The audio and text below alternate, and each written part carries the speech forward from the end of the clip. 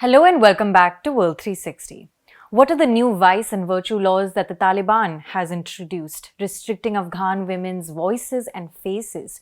Who is Pavel Durov, a Russian-born billionaire who co-founded Telegram and is now arrested? What does ex-Democrat Tulsi Gabbard's endorsement of Donald Trump mean for the US presidential race? We answer this and more in today's episode. So first up, the Taliban's new laws. According to the Taliban's newly introduced Propagation of Virtue and the Prevention of Vice law, women's voices are considered intimate parts and therefore should not be heard unless necessary. This is unsurprising given the Taliban has in the past introduced a slew of restrictions on women's movement, education, and other factors. This comes just days after the country marked 3 years of the Taliban takeover. Now, the new law only allows women to leave home with their faces covered, and they must refrain from raising their voices, singing or reciting poetry. This kind of policing of public morality is not new and was very much in place when the Taliban was in power in Afghanistan in the mid-90s and early 2000s. And therefore, these are the first set of laws to prevent vice and promote virtue in the new Taliban regime, indicating a return to the tenets of the past. Now, 2 out of the 35 articles in this new law are not controversial. These are with regard to outlawing the mistreatment of orphans as well as prohibiting the pedophilic practice of using young boys for personal entertainment. However, the other 33 articles detail significant restrictions on the entire Afghan population. It prohibits publication of images of living beings as well as content believed to violate Sharia or insult Muslims in accordance with the Taliban's interpretation of Islam. These laws will be enforced by the Taliban Ministry of Vice and Virtue, and its discretionary enforcement of laws is well known. Before this, the ministry was working as sort of an advisory role, but with this new law, it assumes a clear mandate to enforce the decree. Further, the Taliban's mutasibs, or the morality police, will be enforcing these laws. Under this new law, the morality police will have the power to regulate and censor both state and private media outlets as well. Unsurprisingly, the new laws have elicited strongly worded statements from the United Nations and the European Union this week. According to the UN, this is a distressing vision for Afghanistan's future.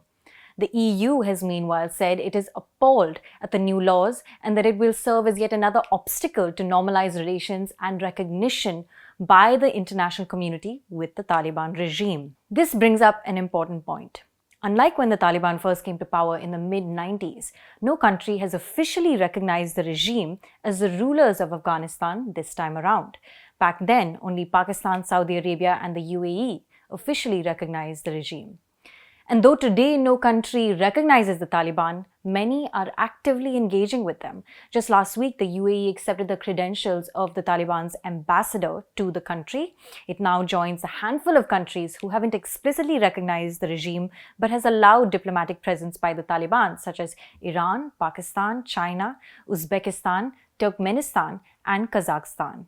The Taliban, meanwhile, has rejected angry reactions from the EU and the UN, saying non-Muslims must familiarize themselves with the laws before passing judgment. For our second topic, we're looking at who Pavel Durov is, a Russia-born billionaire who co-founded Telegram and has now been arrested by French authorities. Telegram, the social media platform, as you know, is widely used by the Russian military and is known for its lack of moderation and the platform's use of cryptocurrencies. Now, Durov's arrest was part of an investigation by the French Interior Ministry, which alleges the 39-year-old's refusal to work with police and failing to stop criminal uses of Telegram, including alleged child pornography. There was an arrest warrant out for him that was issued by a French child protection agency. And shortly after his arrest, the Russian embassy in France said it is seeking an explanation of the reasons behind his arrest and that the embassy is in touch with Durov's lawyer. Let's understand Durov's background. He holds dual citizenship of the UAE and France, though he was born in Russia. He lives in Dubai, where Telegram is based. And he founded Telegram back in 2013, but fled Russia a year later after refusing to provide encrypted data with intelligence services there. He became a French citizen in 2021 but lives in Dubai, as I mentioned. His recent arrest happened after his private jet had landed at an airport in France.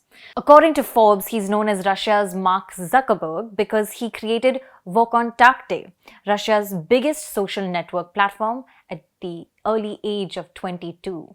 He later sold the platform, and he currently has an estimated net worth of $15 billion. On a side note, the 39-year-old billionaire claimed he has fathered 100 children by donating sperm. He himself revealed this fact over a post on Telegram in July this year, where he has over 5.7 million subscribers. He claimed his sperm donations over the last 15 years has helped 100 couples in over 12 countries to have kids. For our last topic, we're looking at the political ripple effects in the US after ex-Democrat Tulsi Gabbard endorsed Donald Trump for president.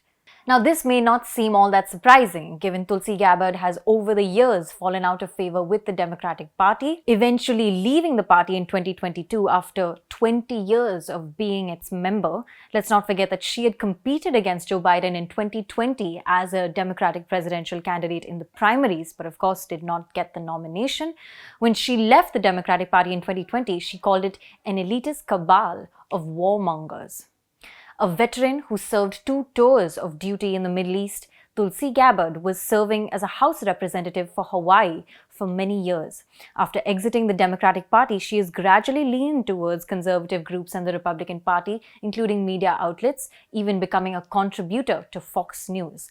But this week, she made battle lines clear with her endorsement of Donald Trump. She and Trump appeared at the National Guard Association of the US on the 3rd anniversary of the August 26, 2021 suicide bombing at the Hamid Karzai International Airport, which killed 13 US service members and 100 Afghans. This happened when the Taliban takeover took place in 2021. And during this gathering at the National Guard Association, she praised Trump for understanding the responsibility that a president and a commander-in-chief bears. She said, "This administration has us facing multiple wars on multiple fronts in regions around the world and closer to the brink of nuclear war than we ever have been before. This is one of the main reasons why I'm committed to doing all that I can to send President Trump back to the White House, where he can once again serve us as Commander-in-Chief, because I'm confident that his first task will be to do the work to walk us back from the brink of war." So how will this affect the US presidential race? Well, for starters, Tulsi Gabbard's endorsement of Trump comes after independent presidential candidate Robert F. Kennedy Jr. suspended his independent campaign for the White House and also endorsed Trump. He praised Gabbard's remarks in Michigan, saying, "Congratulations, Tulsi Gabbard, can't wait to join forces to end the wars, end the censorship, and make America healthy again." Now, Kennedy Jr. had dropped out of the presidential race as he had said his internal polls conducted by his campaign had showed that his presence in the presidential race would hurt Trump and help Kamala Harris in certain states. And as we can expect, this presidential race is going to be as close as the 2020 elections, and therefore swing states in the US will play an even more critical role. Back in 2020, Biden won critical swing states like Wisconsin by a few thousand votes. Kennedy and Gabbard's endorsement of Trump in recent weeks seems to have shadowed the glamour and cheer from the Democratic National Convention that took place last week, and saw the Obamas and several others officially announce Kamala Harris as the Democratic Party's official nominee for president. But how that reflects in the national polls, and especially in the swing states, is yet to be seen. Thanks for watching. This is Pia Krishankuti for ThePrint.